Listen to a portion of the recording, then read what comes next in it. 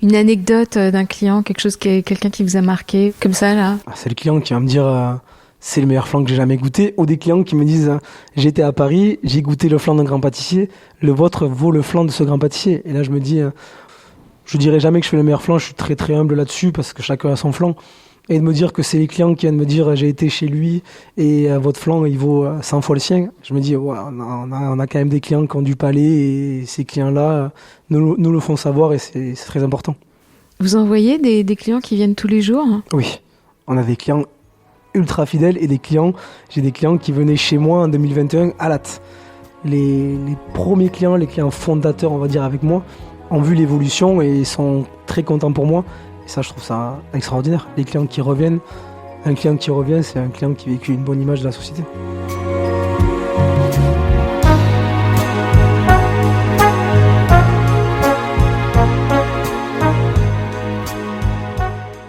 Jean Gauthier, chef pâtissier, ne s'est pas contenté de manger 1 ou 2 flans. Il en a goûté des centaines et des centaines, testé, comparé, ajusté jusqu'à élaborer sa recette idéale. Le résultat ? Gourmand, crémeux, généreux. Il ne fait pas semblant. 420 grammes le quart de flan, 6 cm de hauteur. Il se tient, tremble juste ce qu'il faut et appelle la cuillère avant même la première bouchée.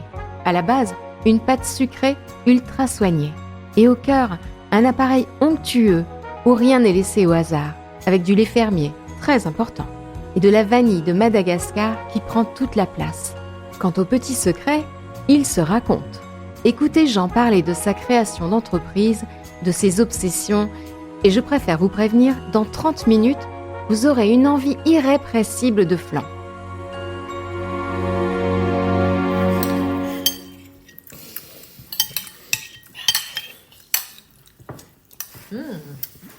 Une petite pointe de sel sur la pistache.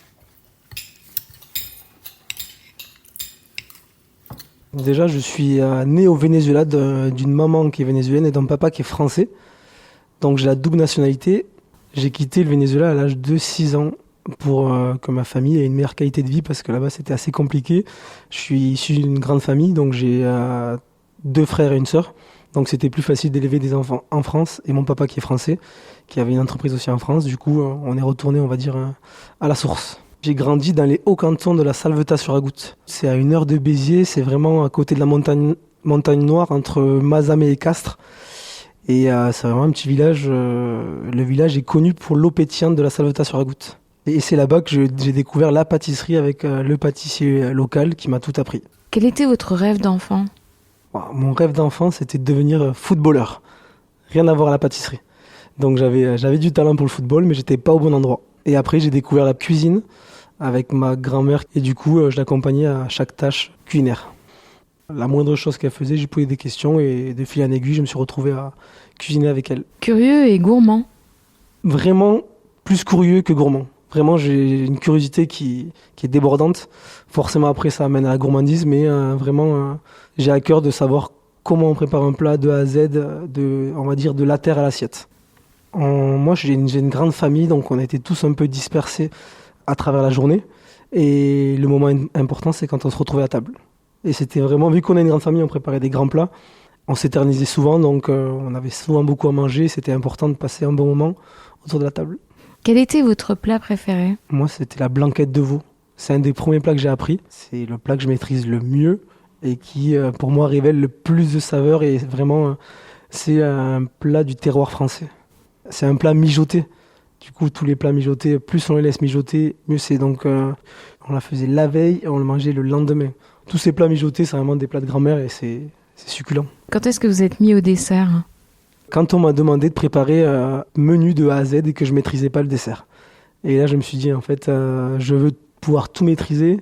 J'ai commencé à m'intéresser à la pâtisserie, qui était beaucoup plus difficile à mes débuts parce que dans la pâtisserie, pour être créatif, c'est compliqué. On dit souvent qu'il faut suivre une recette et l'améliorer. Et après, dans mon village, j'ai découvert le pâtissier qui est Xavier Flippo, qui m'a tout appris. Et je me suis accroché à lui. Et c'était le seul pâtissier du village, un pâtissier qui est très renommé. Et je suis parti de rien et j'ai commencé à apprendre avec lui. Jean Gauthier, pâtissier, 33 ans. Vous avez travaillé pour quel chef ? J'ai démarré à la Salvetat sur la Goutte chez Xavier Flippo. Après, j'ai fait différents chefs à Toulouse. À Montpellier, j'ai fait Clara Young.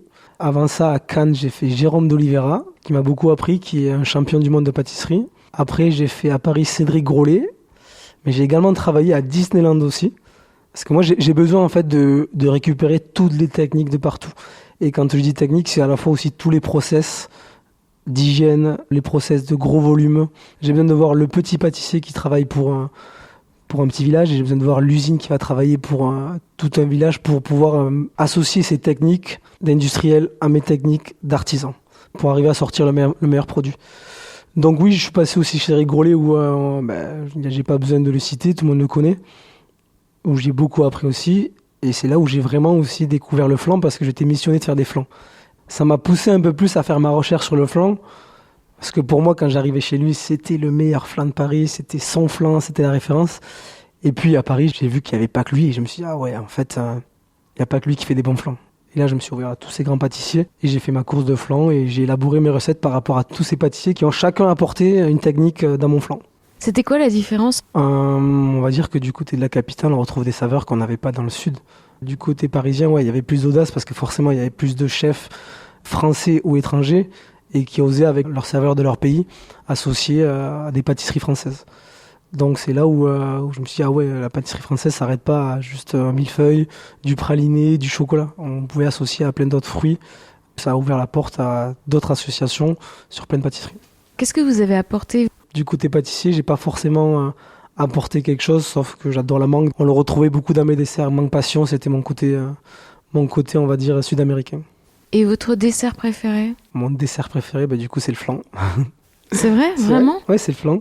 Ça a toujours été le flan, et ça le devient de plus en plus quand je vois le nombre de flans différents qu'on peut goûter. Et je crois que c'est ça qui me plaît, c'est qu'on retrouvera jamais le même flan. Il y a toujours quelque chose qui va me donner envie de goûter ce flan, mais que ce soit de la pâte ou du crémeux, à chaque fois je découvre des nouvelles textures, et je me dis que c'est une pâtisserie qui va jamais s'arrêter, jamais s'épuiser au niveau de la créativité.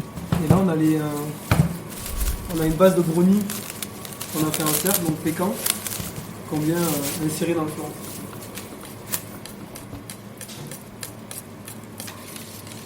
Là, on a la crème pâtissière au chocolat. Bon, il y a toujours de la vanille, il y a de la vanille partout dans nos crèmes. Si j'avais fait que du flan vanille, je me serais ennuyé. Quand j'ai vu justement que c'était un produit qui était facile à associer avec plein de saveurs si on trouvait le bon dosage, j'ai commencé à m'ouvrir au flan noisette, au flan pécan, au flan coco. En fait, c'est sans limite, c'est vraiment sans limite. J'ai déjà fait un flan à la truffe, donc il y a juste à trouver le bon dosage. Et à partir de là, ma curiosité, forcément, elle s'est animée de plus en plus. Et mon souhait, c'est de créer le maximum de flans. Je crois qu'aujourd'hui, on est autour de 25-26 recettes. On en a bien 15-16 qui vont sortir. Et il y en aura d'autres qui vont arriver. C'est en fonction des saisons aussi, dans tout ce qui est fruits. Ouais, en fonction des saisons. Là, actuellement, on a retiré forcément la framboise, les fruits rouges. Mais cet été, on va avoir le fraise basilic, abricot romarin, pêche verveine. Tous ces goûts-là que je pourrais associer avec le flan en aromatisant tout le temps la crème pâtissière. Et le flan frangipane, c'était pour la galette des rois ? C'était pour la galette des rois. C'était pour dire on va participer à l'événement qui est l'épiphanie, et on voulait mettre en avant l'association galette flan. Ah, c'est ça. C'est le frangipane ? Ça, c'est quoi comme flan pour préparer? Là, le frangipane avec un fond de crème d'amande et une crème pâtissière à l'amande amère. Une couche de flan liquide, après la frangipane, Et après, on remet la crème jusqu'en haut. Ah ouais. Et vous travaillez ici depuis combien de temps? Depuis 1 mois et demi à peu près. C'est lui le chef. C'est moi le chef. Ah ouais? J'ai commencé il y a le 1er décembre ici pour travailler. Et c'est quoi Voilà. votre nom? Rémi. Quand est-ce que vous avez créé votre entreprise au comptoir ? L'histoire est longue parce que moi j'ai développé le comptoir du flan pour m'occuper pendant le Covid. Donc ça remonte, le Covid c'était quoi, 2021 ? La seconde vague, donc c'était 2021. 2021 forcément on était tous à l'arrêt. J'adorais le flan et là je me suis dit, allez, fais un flan, je fais goûter à mes voisins, je fais goûter à mes amis, je crée un compte Instagram, je fais des photos, un flan, 2 flans. Ça commence à parler dans le voisinage, donc je me fais à faire des flans pendant le confinement.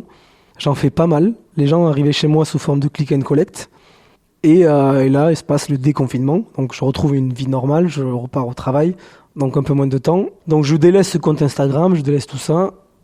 Et les gens m'écrivent, vous avez arrêté, alors que c'est pas quelque chose que j'avais commencé pour continuer. Donc vous avez arrêté, vos flans nous manquent, est-ce que je pourrais avoir un flan chocolat ?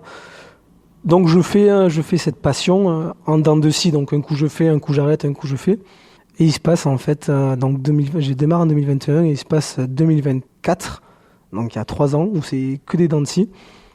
Et là je décide, j'ai un déclic où j'ai grandi, j'ai mûri, je suis passé chez des grands pâtissiers, j'ai beaucoup appris. Et là je me sens prêt à ouvrir une société. Et à quel chef vous avez fait goûter votre flan ? À quel chef j'ai fait du coup à Xavier Flippo. Vous êtes allé le voir ou Je suis allé le voir, je l'ai ramené. C'est surtout mes parents qui passaient, qui ramenaient des flans au village. J'ai fait goûter mon flan à une grande chef parisienne aussi qui s'appelle Chiara. Et après, ici, j'ai pas forcément fait goûter. Si, on va dire qu'il y a Maison Bonheur qui a goûté mon flan. Après, je pense qu'il y en a beaucoup qui l'ont goûté, mais c'est pas moi directement qui suis allé voir. Je plus fait goûter à mes proches et à des amis. De toute façon, vous n'aviez pas besoin de retour pour vous dire ça y est, c'est une bonne idée, je fonce. Non, mon retour, c'était surtout le retour des clients et le fait que les commandes augmentaient. C'est surtout ça. Et après, en 2024, ce qui s'est passé, c'est que j'ai été contacté par une personne qui met en avant tous les flans de France. Une personne avec qui j'ai échangé, parce que c'est que sur les réseaux sociaux, c'est qu'on échange beaucoup avec les gens. C'est une communauté où on échange avec des passionnés. Donc j'ai échangé depuis 3 ans avec un passionné qui voulait goûter mes flans. Et en 2024, je décide de le rencontrer. Donc on se rencontre, on se dit... écoute, et c'est qui ? Il s'appelle Benjamin et il anime le compte La Flanterie sur Lyon. Et cette personne, elle met en avant tous les flans de France. Si on se déplace à Bordeaux, on écrit à La Flanterie, écoute Benjamin, quel flan je veux goûter, et lui, il va nous répertorier tous les flans de Bordeaux parce qu'il les aura tous goûtés. Donc du coup, on se rencontre et là, on décide de faire une vidéo ensemble de tous mes flans. On fait la vidéo sans aucun but, vraiment, et la vidéo... elle explose. En avril 2025. Aujourd'hui, je te présente mon coup de cœur de l'année. Je suis allé jusqu'à Montpellier pour tester le comptoir du flan. Des flans, j'en ai goûté des centaines, mais celui-ci est vraiment particulier. Je pense qu'il peut plaire vraiment à tout le monde. En général, il y a une team qui est plutôt texture œuf et l'autre plutôt crémeuse. Là, je sais pas comment il a fait, mais ça réunit les deux. La texture est à la fois généreuse, texture d'œuf, mais à la fois crémeuse et légère. Pour la pâte, rien à dire, c'est une pâte sucrée, très bien réalisée et bien cuite. Pour le test, je me suis basé sur le vanille. Elle explose en bouche et c'est pareil pour toutes les autres saveurs. Perso, mon préféré, c'est le pécan. Et là, la vidéo, elle explose. On fait énormément de vues, relayées par plein de comptes. Les gens se questionnent parce que moi, j'ai fait cette activité, mais vraiment en sous-marin, caché. J'aime bien rester discret, donc du coup, lui, il m'a mis en avant. Et là, les gens de Montpellier ont commencé à lui poser des questions, en lui demandant, mais c'est qui où est le comptoir du flan? On le connaît pas, on l'a jamais vu, c'est incroyable, mettez-le en avant, son adresse, on veut commander. Alors que moi, j'ai démarré l'activité dans mon petit garage où j'avais un local. Où j'avais ma cuisine, je démarrais vraiment de chez moi. Donc là, cette vidéo, elle explose, et là, on se dit avec Benjamin, faut qu'on fasse quelque chose parce qu'il y a plein de gens qui réclament tes flans. Et lui, il est de Lyon, et là, on s'est dit, on va animer un cours de pâtisserie où je vais montrer aux gens comment je fais mes flans. Et du coup, on se dit, on va faire un événement à Lyon. On va ouvrir un site de commande de flans. On va voir les gens comment vont répondre à cet appel. Donc on a plus de 150 flans en commande, ce que j'avais jamais fait. Et en même temps, on a profité pour faire un atelier de flans où je montrais aux gens comment je confectionnais les flans. Et c'était la première fois où je répondais à des questions de mes techniques, l'élaboration, pourquoi cette vanille, pourquoi cette pâte. Et donc je suis parti à Lyon, on a fait un événement qui a cartonné. Pourquoi les gens ils sont accrochés aux flans ? Moi, pour ma part, donc je vais parler à mon nom et je pense que ça va parler à tout le monde, j'aime la simplicité. J'ai fait des palaces, j'ai fait des étoilés, j'ai fait des grosses pâtisseries. Moi, ce qui m'anime maintenant, c'est retrouver les goûts d'enfance et la simplicité et le partage. Vous voyez, si on dépose un gâteau au centre de la table avec une structuration compliquée, si on dit c'est une base d'une génoise avec un cœur yuzu coulant, puis un praliné, puis un insert coco, puis ça, puis une crème montée, puis... Et là, on a déjà perdu le client. Le client connaît pas le yuzu, connaît pas... Il est déjà perdu. Par contre, si on lui amène une bonne tarte aux pommes, la tarte aux pommes, qui n'a pas mangé de tarte aux pommes? Donc de suite, on a un marqueur qui vient de suite réveiller un moment de l'enfance. Vous avez vous-même mangé une tarte aux pommes. Donc ça rappellera toujours un moment. Et la pâtisserie, je pense que c'est fait pour rappeler justement un moment qui nous a fait plaisir. Comment faire un bon flan? La vanille, c'est vraiment la base. Donc la vraie gousse, pas d'extrait. Après, c'est chacun ses moyens, mais plus on va travailler avec une bonne vanille, plus on aura de goût. Le bon flan, c'est une pâte très goûtue, donc rajouter du goût avec la poudre d'amande. Et donc j'ai découvert le lait fermier. Et actuellement, on travaille avec une ferme du Kellar, donc juste à côté, sur du lait fermier. Et ça a complètement changé le goût du flan, parce que forcément, on est sur une vache qui mange du foin ou de l'herbe, donc ça dépend des saisons. Et selon les saisons, le goût change. Et maintenant, on a un goût très prononcé, on va dire, qui est de la ferme. Et on a fait des tests. Et réellement, il y a un goût qui est indétrônable. Et après, bien crémeux, moi je rajoute de la crème. Beaucoup ne rajoutent pas de crème, donc là c'est le côté gourmand encore une fois. Une bonne crème 35 qui va venir rajouter de l'onctuosité à l'appareil. Encore une fois, on a différents types de flan. On a le flan qui est ferme et le flan qui est crémeux. Moi j'ai des amis qui n'aiment pas le flan crémeux. Donc si on n'aime pas le flan crémeux, on ne met pas de crème et ça restera on va dire, un peu plus ferme. Et la cuisson? Et la cuisson selon la hauteur de votre moule. Donc moi je travaille sur un moule de hauteur 6, je suis sur une cuisson qui est très très longue. Si je dois pousser la technique, il y a 2 cuissons parce qu'il y a la cuisson qui va apporter la caramélisation et la cuisson qui va apporter la cuisson à cœur. Je fais une première cuisson à 180, 35 minutes et les 10 minutes d'après, 190 pour apporter la caramélisation. Et la pâte, on la pré-cuit? Et la pâte, non, je la pré-cuis pas, je la cuis directement avec l'appareil dedans. Si je faisais un feuilletage, je devrais la pré-cuire parce que le feuilletage est plus long à cuire. Alors après, on laisse reposer. On peut pas manger tout de suite. On laisse reposer quoi, 1 heure? Non, faut laisser, selon l'épaisseur encore une fois, mais il faut bien le laisser reposer 3-4 heures. Ah oui. Ouais, donc c'est pas une pâtisserie qu'on va manger.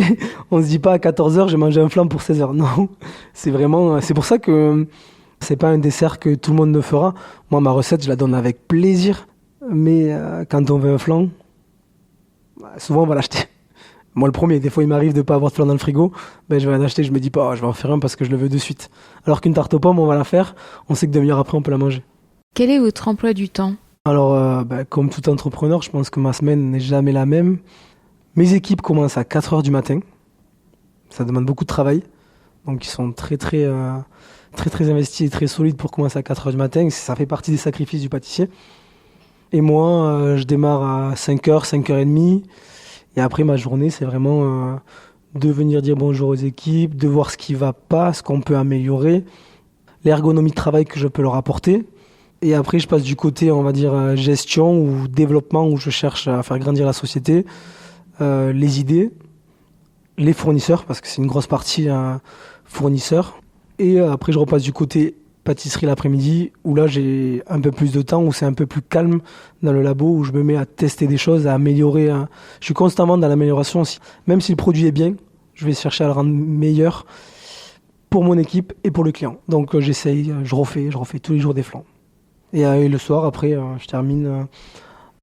Je me retrouve souvent à la vente. C'est important de... Ah bon, vous êtes à la vente aussi? Oui, moi, encore une fois, j'aime tout faire et j'ai besoin de voir la vente pour améliorer mon produit. Les retours des clients, les retours des vendeurs. Et généralement, je finis ma journée à 20h, 21h. Est-ce que des clients vous donnent des idées? Oui, souvent. Et ça, c'est appréciable parce que j'aime bien voir justement... Des fois, on me donne des idées, c'est des idées que j'avais déjà, mais ça confirme justement l'association que je veux créer. Je me dis, lui, ce que je veux créer, par exemple, un flan popcorn, c'est pas bête parce qu'on me le demande. Et là, je me dis, oui, donc il faut y aller. Ça confirme en fait mon envie de le faire. Après, mes idées arrivent souvent pendant la nuit, mais souvent, quand là, je reviens de Paris, j'ai vu plein de choses, j'ai plein d'idées, mais des idées hors flan, des associations que je vois dans certaines pâtisseries et que je veux associer dans le flan. Donc mes idées, elles viennent à travers la curiosité que j'ai en regardant la télé, en ouvrant un magazine, en discutant avec des gens, en discutant avec mon équipe, en discutant avec les clients. Si je suis à l'écoute, on peut créer un flan très rapidement. boutique, elle est... La boutique, en fait, Ah oui, c'est à côté. en fait, on a démarré ici. D'accord. On a démarré ici parce qu'on avait au début pas le choix. J'ai dû ouvrir en 2-2. Ouais. Et on a fait il y a un comptoir, on a fait une séparation avec la ici. Ça, c'est Magali qui gère la vente. D'accord. Bonjour. Et là, vous avez le comptoir avec toutes les saveurs. Ouais. Et alors aujourd'hui, il y a... 8 saveurs comme tous les jours. Donc on a toujours les 3 saveurs vanille, pistache, croustille, noisette qui viennent tous les jours. Et là, on ajoute 5 parfums différents chaque jour, qu'on remet à jour sur le site internet la veille et qu'on note sur le tableau de matin pour les clients. Chez nous, c'est un peu comme au restaurant, on a le menu du jour. Ouais. Donc il change tous les jours. Ça permet, le client peut être perdu, mais il peut être aussi surpris de se dire aujourd'hui, qu'est-ce qu'on a? Et ça, c'est cool de se dire que le client, il vient par curiosité, il est surpris des saveurs qu'il retrouve. Et tous les jours, il y en a un qui l'a pas goûté. Et c'est pour ça que ce concept fait qu'on peut revenir indéfiniment. Il y en aura toujours. J'ai démarré mon activité, je faisais que des flancs entiers. Parce que je pouvais pas faire à la part, parce que je n'avais pas de boutique. Donc j'avais déjà le reproche de vous voulez pas faire à la part et tout. À l'époque, je disais non parce que faire à la part, c'était avoir de la perte. Mon premier souhait quand je crée quelque chose, que ce soit en cuisine ou pâtisserie, c'est ne pas jeter. C'est ne pas jeter. C'est vraiment jeter, c'est la pire des choses. Donc au début, je vendais entier parce que je pouvais pas vendre à la part. Après, on a ouvert la société et en faisant la société, du coup, j'ai cherché esthétiquement le flanc qui serait le plus joli visuellement dans une vitrine, en photo, visuellement en vidéo. On va dire qu'aujourd'hui, ce qui plaît aux gens, et on le voit sur les réseaux sociaux, c'est la grandeur des choses. L'humain aime la grandeur, sinon on ne construirait pas des grands bâtiments. Moi, je me suis servi de ça en disant, le flanc, on va le couper en 4. Pourquoi en 4? Déjà, il se tient mieux, parce que c'est vraiment le format qu'on peut bien prendre dans la main, et après, encore une fois, j'adore le partage. Mais j'ai la possibilité aussi de le partager. Donc, je laisse le choix au client. Si c'était trop petit, le partage serait peut-être frustrant. Il faut choisir un positionnement et le garder et l'assumer. Et moi, c'est vraiment... et j'appelle pas ça une part de flanc, j'appelle ça un quart de flanc. Parce que réellement, quand on le coupe en 4, donc ça devient un quart. Ça me rappelle mon enfance, ça.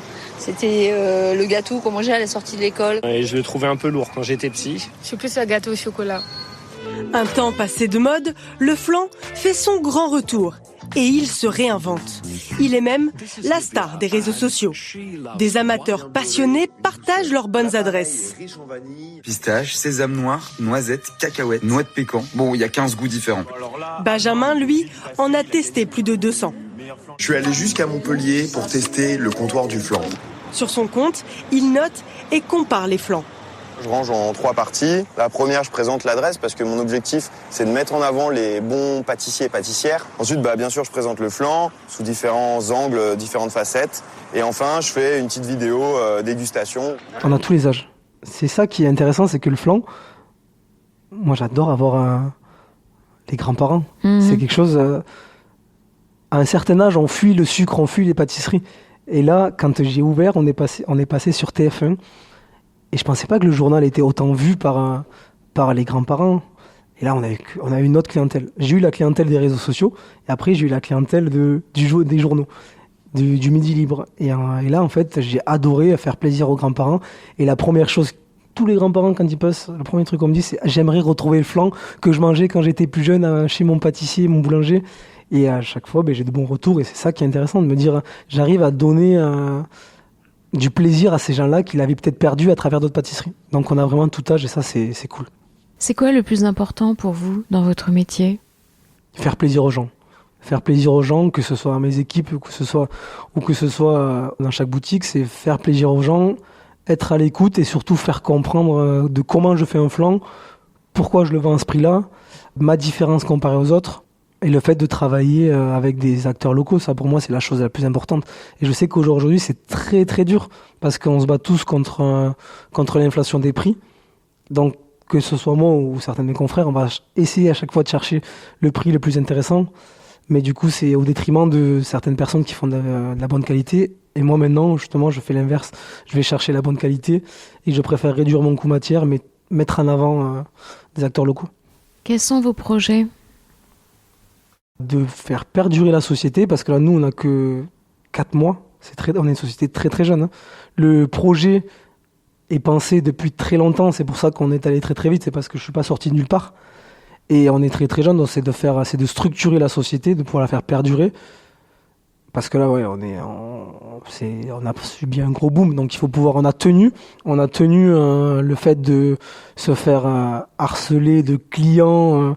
On a une évolution qui a été incroyable. Donc les projets, c'est de structurer, de développer et de nous faire connaître à l'échelle régionale, nationale. Vous êtes à combien d'employés là ? Alors, on est exactement, je crois, pour pas dire de pâtissier, bêtises, pâtissier, j'en ai 8 si je compte le plongeur. L'équipe labo, on est 8. On a un livreur et on a 4 vendeurs. Et après, on a des extras qui viennent. Sur la période de Noël, on était à plus de 20. Et vous êtes associé ? J'ai 2 associés. Quand j'ai démarré, j'ai subi un gros boom. Et humainement, je pense que c'était pas possible. Il y a des parties, il y a des compétences qui me manquaient, dont le développement et la partie administrative que moi je n'aime pas. Du coup, je me suis associé à 2 personnes. On a 3 caractères différents, on a des armes différentes pour se battre. Une personne qui s'appelle Sébastien Fougerolles qui gère la partie développement. Donc c'est lui qui va positionner mes produits au polygone dans d'autres points que je ne vais pas encore dire, mais c'est lui qui les choisit. Et après, on a Philippe Lalouette qui gère la partie administrative qui est très important parce que une société pour qu'elle perdure, il ne suffit pas de faire des flancs et d'encaisser. Il faut aussi développer, il faut aussi la partie administrative. Et en France, l'administratif représente énormément de travail. Donc moi, je crée, Sébastien met en avant et Philippe structure la partie administrative. Vous êtes bien entouré. Ouais. Et quelles sont vos envies ? À part prendre des vacances pour respirer un peu. J'ai même pas envie de prendre des vacances parce que je suis tellement animé par le projet que mon envie c'est d'avoir des comptoirs du flan partout à Montpellier, mais pas qu'à Montpellier parce qu'on a une grosse communauté qui est dans d'autres villes et on se rend compte qu'on est sollicité par exemple à Marseille, à Bordeaux, à Toulouse. C'est beaucoup trop tôt d'y aller maintenant parce que même moi je suis pas prêt, mais le but c'est d'être prêt très rapidement et se dire ok, je pars à Toulouse ouvrir un comptoir du flan. En fait, j'ai à cœur de faire découvrir mon flan partout en France, voire à l'étranger. Oui, mais il faudra quand même garder la qualité. Ah oui. Donc c'est ça qui vous allez passer votre temps. Vous serez plus dans les labos, dans le laboratoire. Alors moi, je vous serez là à aller de boutique en boutique, et bien de ville en ville. De ville en ville et là. Vous avez changé de métier. J'ai un peu changé de métier, ouais. Et c'est pour ça que j'essaie toujours de garder quand même 2 heures de pâtisserie, parce que c'est la partie que j'adore. Mais on sait très bien quand on grandit. Il faut passer la main, donc actuellement j'ai un chef qui apprend tous les jours avec moi et qui est un peu mon clone et c'est lui qui structure le labo tout en gardant la qualité. Tous les jours je mange des flancs parce qu'il y a un contrôle qualité, j'apporte des flancs partout pour qu'on me donne des retours. Donc oui, la ligne de conduite numéro 1 forcément avant de grandir c'est de garder la qualité. Donc en fait vous êtes déjà dans la transmission de votre savoir-faire. Ah complètement. Et je le ferai aussi à travers des ateliers parce que la meilleure transmission, c'est les clients. Un client qui va faire un retour d'expérience qui est important, qui est gourmand, va forcément laisser une trace positive de la société. Donc mon but, c'est qu'il y ait le maximum de gens qui repartent avec une expérience incroyable. Et après, j'ai à cœur de faire des ateliers pour transmettre ma recette, pour que les gens puissent se dire j'ai la recette du comptoir du flan, regardez, je sais le faire. Et ma plus grande fierté, ça serait de me dire que chacun maîtrise ma recette. Qu'est-ce que vous pourriez donner comme conseil à un gamin, enfin un enfant qui a envie de réussir comme vous ? Conseil, je dirais d'être déjà très passionné et curieux. Si on est passionné et curieux, je pense qu'on sera prêt à faire des sacrifices. Parce que ça demande beaucoup de sacrifices, mais ce qui est intéressant, c'est qu'il y aura toujours du travail dans le métier de la bouche. On est en France et on est le premier pays de la gastronomie. Donc si ce jeune veut faire de la pâtisserie, il faut qu'il soit curieux et s'accroche. Et ça a forcément payé. Et il y a énormément de débouchés dans ces métiers-là de nos jours. Surtout maintenant avec la mise en avant du pâtissier. Le pâtissier est devenu un artiste. Et dès qu'on crée quelque chose, c'est waouh, on émerveille les gens. Si on veut créer de l'émotion, il faut faire de la pâtisserie. Merci beaucoup. Avec plaisir.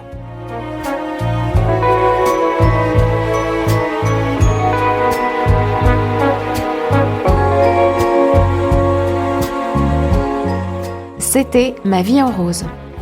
Merci infiniment à tous ceux qui m'ont aidé à réaliser ce portrait sonore.